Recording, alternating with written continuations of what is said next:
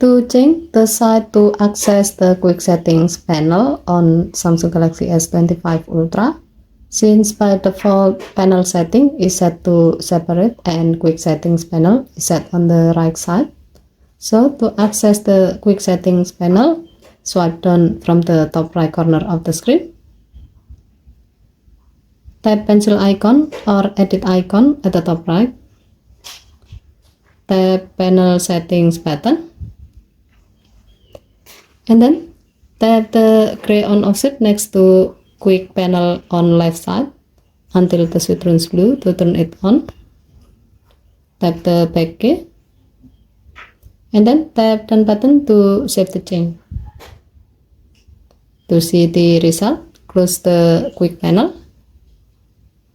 And then now you can access the quick settings panel by swiping down from the top left corner of the screen like this. Given to the function, you can change the quick settings panel side to fit with your need. As the example, if you are a left-hand user, it will be easier for you to access the quick settings panel from the top left of the screen.